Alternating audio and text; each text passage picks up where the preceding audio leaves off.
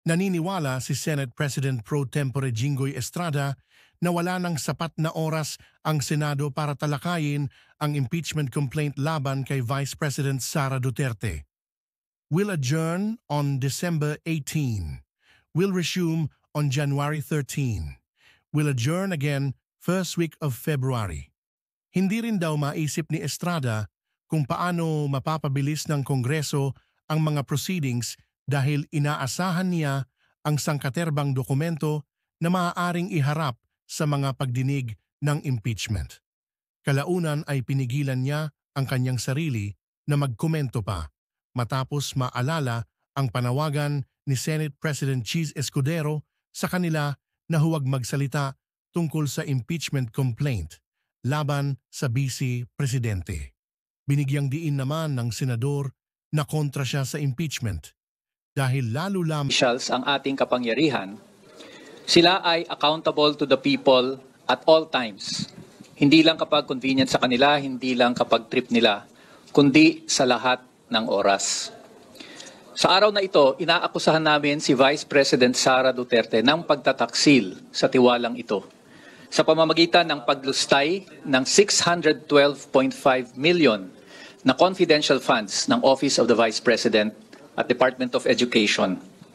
Ginamit niya ito sa mga maling bagay, sa maling paraan. Hindi lang yan. Nanguna rin si Vice President Duterte sa pag-cover up ng kanyang paglustay sa pamamagitan ng mga pekeng resibo, mga gawa-gawang acknowledgement receipts, mga maling dokumento na isinabmit niya sa Commission on Audit. And worse, nang ang paglulustay at pagtatakip niya ay nabunyag, hindi niya kinilala ang kapangyarihan na Kongreso na ito ay imbestigahan.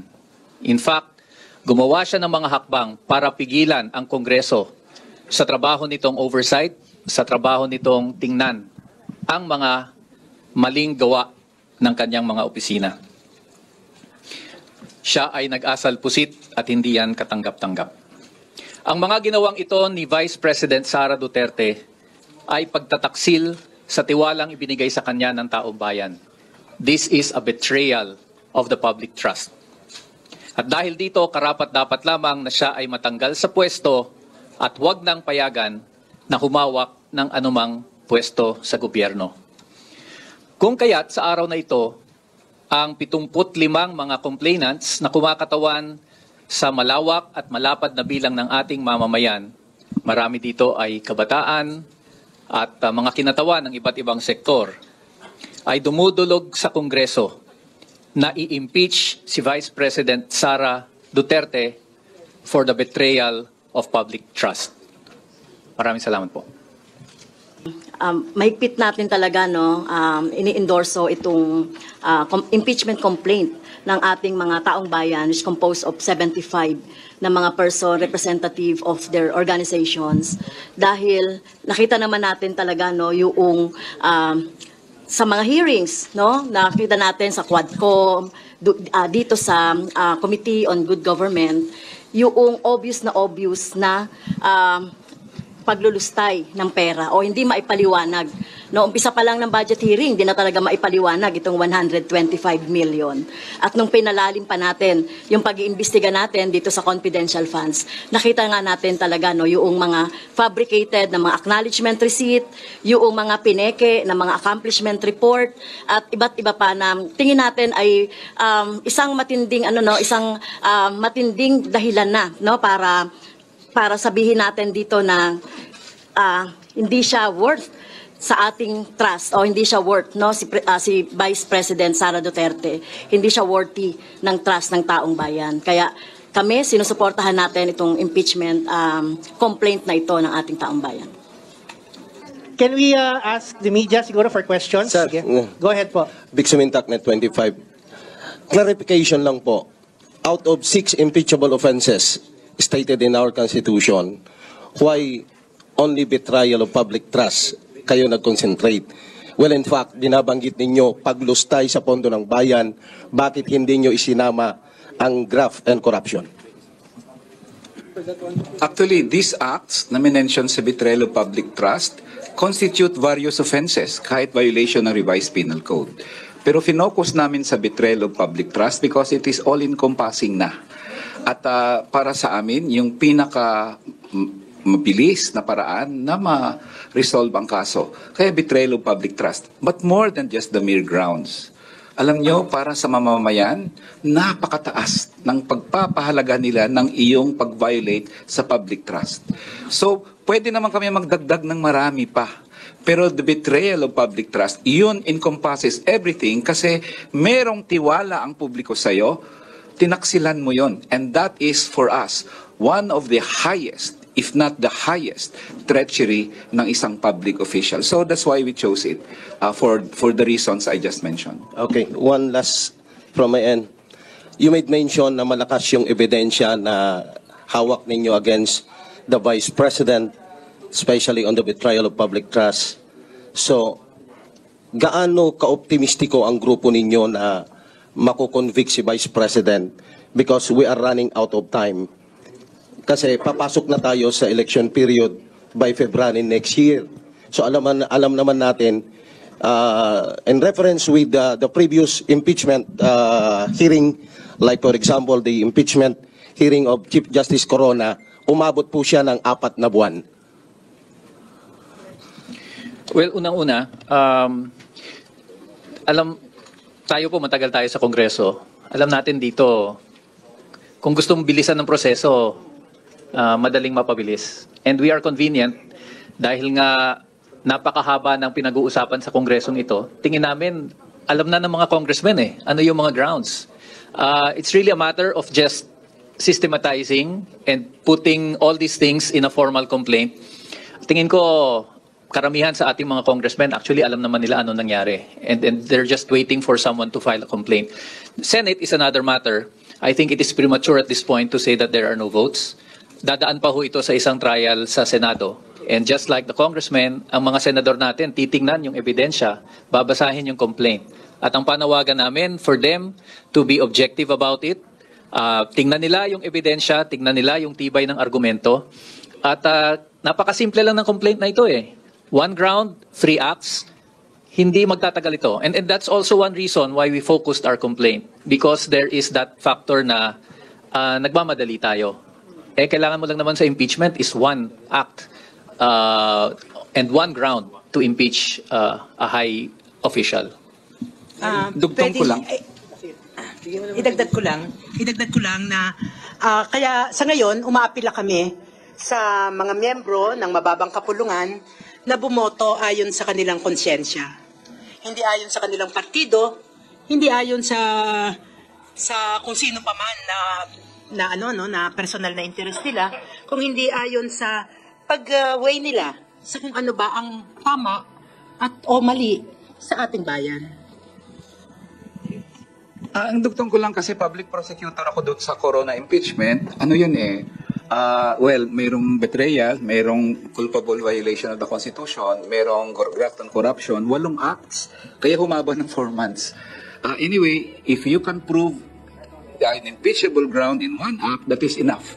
So hindi na kami tatarget ng katulad sa Corona na humaba ng 4 na buwan. And in fact, ito, because 1 ground lang talaga siya, baka naman mas mabilis ito. Baka nga 1 buwan tapos na yung trial sa Senate kung sakasakaling matuloy yun. Good morning po.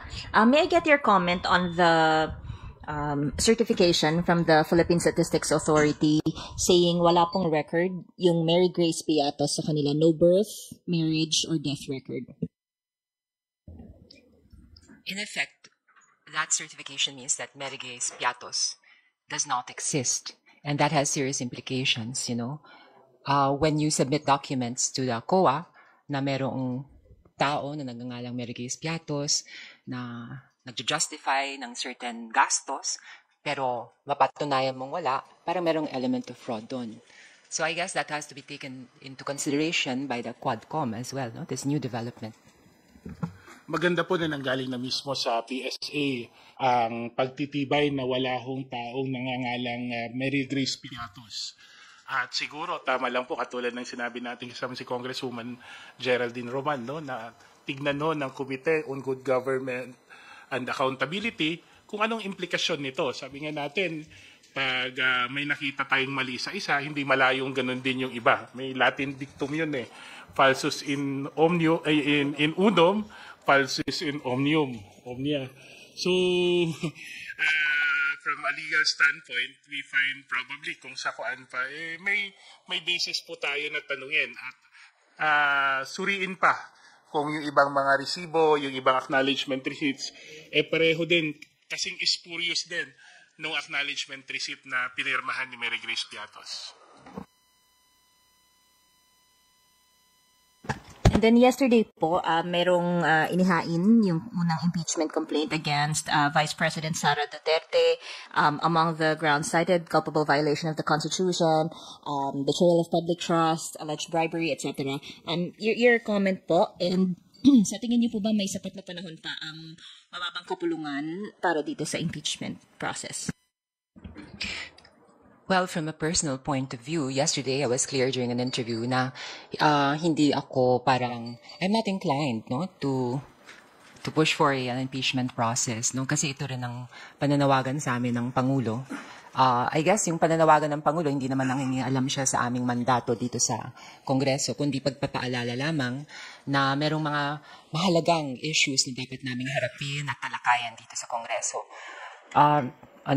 Another point of view, from a purely constitutional point of view, bahagi po itong ng aming mandato sa Kongreso. Kung meron nag-file ng impeachment complaint, we have no choice but to process this complaint. It has to go through the entire process, from the filing to the referral to the Justice Committee, to the deliberations, the voting, and then if approved, referral to the Senate.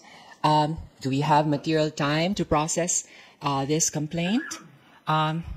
Looking back at the, natatandaan niyo yung Corona case, si Justice Corona, that took approximately around 4 months and a half.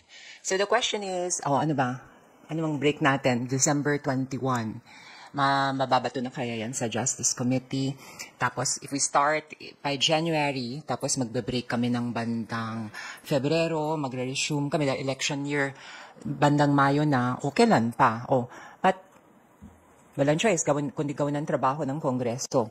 So, nasa Justice Committee na sa aming kapulungan, and let's see what's going to happen. It's hard to say.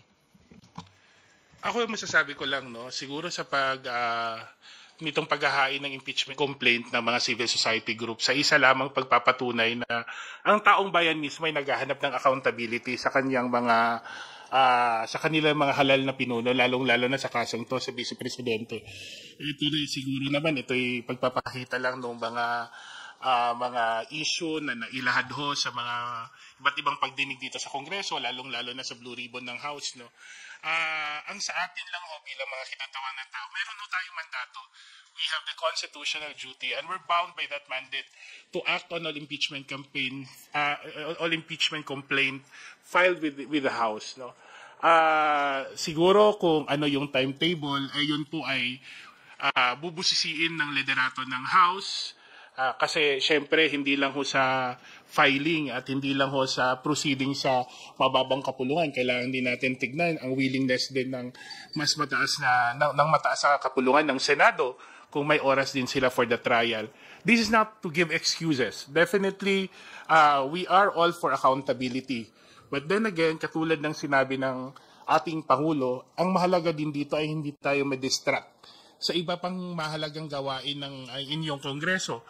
Nandyan pa ho ang pag-ratify ng ating budget, nandyan pa po ang mga naiiwang mga batas ng ating ng legislative agenda ng administrasyong ito. Meron pa yatang 3 o 2 na naiiwan, although ito po yung mga pahabol na ho kasi ang kabuuan ho ng legislative agenda ay naipasa na ho ng House of Representatives. That being the case, this will be a careful balancing act on the part of the leadership and the part of the House. Of course, the leadership has yet to give their definite guidance on the matter. But nonetheless, I think most of us, members of Congress, are one in saying that we are ready to undertake our constitutionally bound duty to tackle the impeachment complaint. Huli na lang. Will this be a priority of the lower house? At if you would know lang, nasa ang stage na po ito. Yesterday it was filed. Verified na po ba? At saang stage na po ito? It was filed yesterday, no, and we have 10 days for it to be referred by the speaker to the plenary. Hindi naman siguro sa whether priority hindi, kasi nakita nyo naman sa mga mga pagdinig ng Kongreso, lalong ng House of Representatives, lalo na sa good government at sa Quadcom, naging prioridad naman talaga natin ang paghahanap ng accountability sa Office of the Vice President. Ang difference lang sa impeachment, there are clear timelines that we need to observe. Siguro yun na muna sa ngayon, no? Kasi hindi naman ito katulad ng ibang legislation na walang deadline. Ito may mga deadline po kaming kailangan isaalang-alang, at I think that would be part of our mandate to observe and undertake.